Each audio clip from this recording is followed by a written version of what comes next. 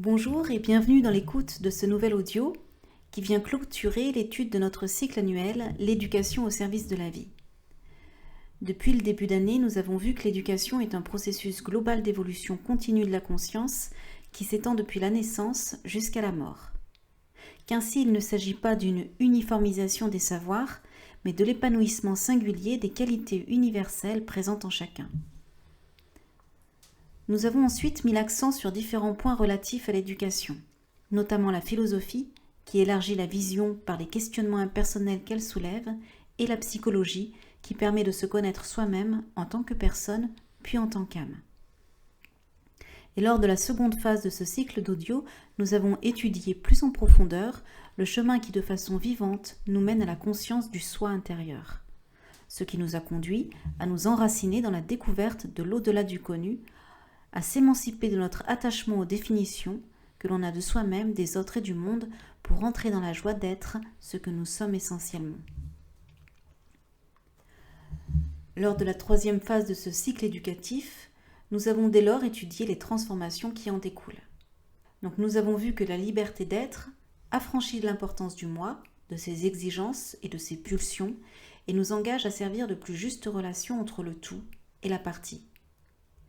Et de la vie de ce mariage sans cesse renouvelé, surgit alors l'inconnu qui, habillé de mots, abreuve l'existence de quelques touches d'essentialité. Ainsi, choisir la liberté d'être, c'est renoncer à posséder les richesses de l'unité, en partageant ce dont nous sommes, à un niveau ou à un autre, quelque peu dépositaires, afin de servir notre avancée commune sur le chemin du bien vivre ensemble. Enfin, nous avons vu que tous les âges de conscience sont présents en même temps sur la Terre et qu'à chaque âge correspond une interprétation du bien, du beau, du vrai. Que ce qu'il est juste et bon d'accomplir à un âge pour servir l'avenir ne l'est plus à un autre et qu'ainsi l'humanité avance vers sa destinée. Nous avons alors considéré qu'aimer et servir l'avenir nous engage à penser afin d'être des relais de ce qui doit être accompli par nous-mêmes, en nous-mêmes, pour vivre en phase avec les valeurs qui émanent de notre identité subjective afin qu'elles transparaissent à travers notre objectivité. Considérant alors les épreuves comme l'opportunité de transformer en action ce que nous savons intellectuellement afin que l'enseignement soit vivant et que sa lumière transparaisse à travers le réseau social, effaçant alors les frontières entre l'intérieur et l'extérieur, où les deux se fondent en une unité cohérente. Nous voici maintenant à la fin de notre cycle annuel pour un temps d'intégration avant l'entrée dans une nouvelle phase de notre spirale évolutive. Ensemble, sur notre vaisseau Terre, nous avons pendant 365 jours voyagé autour du Soleil. La lumière de notre étoile centrale a illuminé notre planète sur toute sa surface, chaque espace ayant été éclairé dans différents degrés d'intensité afin que se poursuive l'épanouissement de la vie. Un cycle solaire s'achève avant qu'un nouveau cycle commence. On peut alors se demander s'il est encore possible de voir la beauté du monde alors que les jours sont plus courts et que l'obscurité semble dominer la lumière. Cette ritualité éternelle entre l'ombre et la lumière est l'opportunité de découvrir ce qui se trame derrière les apparences. Observons et rappelons-nous alors que lorsque la lumière extérieure décroît, la lumière intérieure s'accroît. En ces jours de fête, nous sommes invités à ne pas nous arrêter à l'emballage de ce qu'il nous est offert de recevoir et partager, car l'essentiel est à l'intérieur. Période de retour en famille pour les uns, ou d'essolement pour les autres, de surabondance ou de disette, de relations faussement harmonieuses ou d'enguirlandage, l'on peut en arriver à se dire que célébrer Noël dans de telles circonstances, où les extrêmes se côtoient en permanence, n'est pas un cadeau, jusqu'au point d'en avoir les boules. Mais tout cela n'est que l'enveloppe superficielle, et qu'on la trouve jolie ou qu'on la trouve laide, il s'agit de veiller à ne pas s'en arrêter là, car si tel est le cas, nous en restons à commenter ce qui est sans valeur. Tout au long de cette année, nous avons vu combien l'éducation a pour intention de nous conduire en dehors de nos limitations, qui sont l'expression de notre identification à notre corps physique, émotionnel ou intellectuel. Ces trois aspects qui sont l'enveloppe extérieure de l'être que nous sommes fondamentalement. Dans certains rites initiatiques, il est demandé à celui qui aspire à passer de l'obscurité à la lumière d'apprendre à se taire. L'intention étant alors de s'émanciper d'une lecture émotionnelle et intellectuelle des événements, qui engendre une intense créativité où les buts formels se succèdent les uns aux autres sans véritable fondement. Apprendre à se taire. Il ne s'agit pas là d'un mutisme qui viserait à être dans la rétention. Il ne s'agit pas non plus de subir ce qui se présente ou de choisir l'isolement ou toute autre attitude comportementale qui viserait à modeler notre personnalité selon un idéal de juste relation entre personnes. Apprendre à se taire, c'est s'éduquer à se libérer de notre identification à nos trois corps, en s'accordant à la vibration de l'être duquel ils sont la déclinaison vibratoire et le véhicule temporaire. Ainsi, apprendre à se taire, c'est s'inscrire sur un chemin de transmutation de l'énergie créatrice inférieure en vie créatrice supérieure. Ceci nous invite à écouter, au-delà du bruit que nous produisons, le murmure de l'âme, qui par sa présence instille vibratoirement la note dominante à rejoindre, à partir de laquelle entendre, toucher et comprendre la voix du silence. Et dans cet état de recueillement, accueillir l'énergie de vie de l'entité spirituelle d'où s'origine le monde phénoménal. Et alors, et après, à quoi sert la parole ? L'usage que nous faisons de notre parole est le relais de notre état de conscience. En étant égocentrés, nous l'utilisons à des fins personnelles, pour partager nos opinions, nos émois, pour commenter, complimenter ou critiquer, bref, pour communiquer le langage du moi en construction ou en surconfirmation.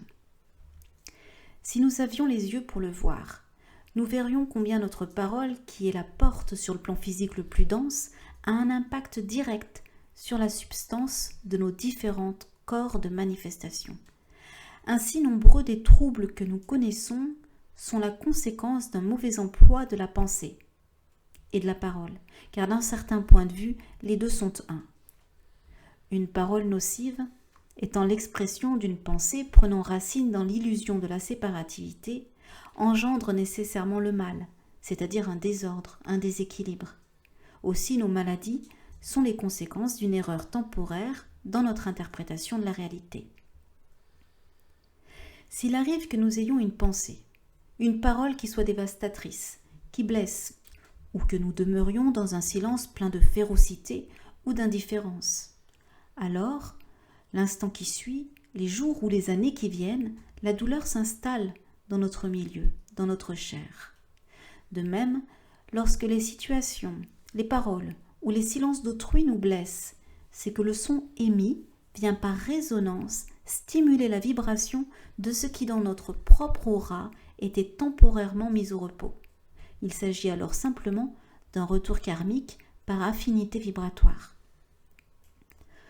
Notre interdépendance est telle que lorsque nous déplorons les attaques meurtrières qui apparaissent sur le plan physique de la manifestation, bien qu'en apparence elles soient proférées par autrui, celles-ci sont le terminus de ce que nous alimentons quotidiennement sans toujours nous en rendre compte. Cette considération nous incitera, en tirant leçon de ce que nous produisons, à rectifier le tir pour s'émanciper des vibrations les plus denses et nous délivrer nous-mêmes du poison que nous avons consciemment ou inconsciemment déversé et entretenu dans l'entre-nous, en étant aussi souvent que possible attentifs, non seulement aux motivations qui animent nos échanges, mais également à la source d'impression de laquelle nous nous faisons relais. Car les mots sont des choses vivantes, portant à l'existence les qualités d'entités auxquelles nous nous sommes consciemment affiliés ou par lesquelles nous sommes inconsciemment manipulés. En apprenant à s'offrir et à vibrer au diapason de la note la plus élevée que l'on est en mesure de rejoindre, nous parviendrons, quelles que soient les circonstances, à demeurer dans l'innocuité de la conscience de groupe. Un enfant tombe en moyenne 2000 fois en apprenant à marcher, et il fait à chaque fois l'effort de se relever jusqu'à la hauteur de laquelle il est tombé pour enfin tenir et marcher debout. Il en est de même pour l'humain et l'humanité dans son ensemble, qui tombe dans les bassesses des déchirements et qui doit se relever jusqu'à retrouver la hauteur auparavant atteinte. Et en cela, tomber n'est pas grave, car à chaque fois que nous nous relevons, nous apprenons à maintenir la note, à relayer pour servir le bien commun.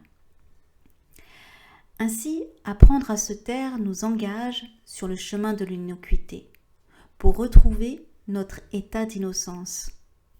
Non l'innocence de celui qui est sans défense parce qu'il n'a pas les moyens de nuire, mais l'innocence de celui qui a consciemment fait le choix de mourir à l'irréel pour renaître au réel.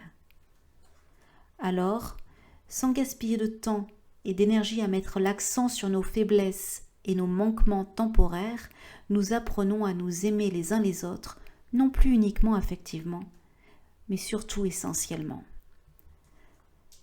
Sur chaque plan, nous pouvons communiquer, mais la pensée et la parole qui transforment et élèvent amènent le son du silence à l'existence et délivrent de l'infinité ce qui doit l'être pour libérer du mal et ramener l'ordre dans le désordre.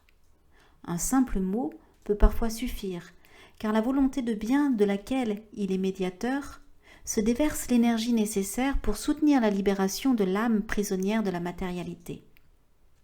Ainsi, lorsque nos pensées sont inspirées de la voix du silence, celle-ci, abreuvée d'une eau vive et d'un amour fécond, laisse transparaître l'essentiel qui nous unit. Se taire est donc un des prémices pour nous accorder au silence et devenir témoin de la conscience de l'un qui abreuve le monde de sa présence. C'est ainsi que, retrouvant la vue, de nouveau la lumière domine l'obscurité. Alors seulement nous sommes initiés à parler. Car en vérité, notre parole ne nous appartient pas. Elle est le vecteur par lequel l'énergie du groupe subjectif peut émettre sa note sur les plans les plus denses, laissant alors transparaître l'énergie du bien, du beau, du vrai, telle qu'elle peut circuler dans l'entre-nous au bénéfice de l'ensemble. Ainsi, nous participons à restaurer la santé en nous-mêmes, dans le couple, dans la famille, au travail, dans la société et dans le monde. Pour conclure, nous pourrions dire que la flèche que nous avions lancée en début d'année en direction du but à poursuivre se dépose à nos pieds. Le silence se présente alors afin de revisiter en conscience le travail accompli et intégrer les qualités essentielles de l'âme qui se sont manifestées. Ce travail de reconnaissance nous invite à revisiter les difficultés éprouvées qui nous ont menés à cette réalisation, les épreuves surmontées ou non, qui ont servi au-delà des apparences à l'expression d'une qualité nouvelle de notre être. Un recueillement qui est alors à la fois un temps de silence intérieur pour réaliser notre évolution de conscience, mais également un temps pour se tendre vers le futur, car reconnaître l'objectif subjectif atteint nous permet d'être à l'écoute du prochain pas de conscience qui pointe son nez. Pour cela, l'immobilité est de mise et l'agitation non nécessaire, afin d'être prêt à recevoir en cadeau une note nouvelle vers laquelle se tendre. Le ou les groupes objectifs auxquels nous appartenons, notre équipe familiale, professionnelle, sportive ou tout autre groupe, sont les formes temporaires, les terrains à travers lesquels l'expansion de conscience possible dirige l'avancée des unions qui peuvent être accomplies entre et à travers chacun de ses membres. Ainsi, lorsqu'une note subjective, une qualité, est atteinte au sein d'un groupe objectif, celui-ci se transforme et se renouvelle. Les membres de l'équipe sont alors soit maintenus ensemble par la force de cohésion du travail à poursuivre, soit détachés du groupe pour rejoindre de nouveaux espaces de rencontre. Notre sensibilité est alors de mise, et le silence de notre corps émotionnel aussi, afin de choisir dans la légèreté d'être le rééquilibrage dans lequel s'inscrire. En demeurant libre de la lourdeur illusoire d'une responsabilité qui reposerait sur les sentiments affectifs éprouvés les uns envers les autres, ou l'intellect rationalisant et justifiant par intérêt personnel de rester ensemble coûte que coûte par attachement à la forme physique du groupe, ou de se séparer pour davantage de liberté. Car la conscience de groupe permet d'œuvrer en silence au progrès de groupe, quels que soient les différents groupes formels dans lesquels nous nous situons ou non.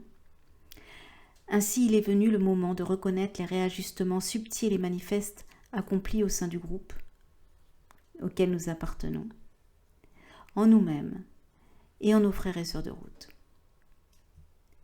En reconnaissant que tout ce qui pouvait être accompli l'a été, ni plus, ni moins. Enfin, une page écrite se tourne, et nous voici, prêts à nous inscrire dans un nouveau tour de spire, comme la page vierge prête à être imprimée de l'inédit, qui au fil des mois se découvrira et se déposera à l'encre invisible à travers des pensées et des paroles inspirées d'éternité, qui instilleront un peu plus dans l'entre-nous des notes d'adelphité, rendant visible la beauté qui sous-tend l'univers. Nous vous remercions de votre écoute et vous souhaitons une belle fin d'année et une belle entrée dans les énergies de l'année qui commence. À bientôt.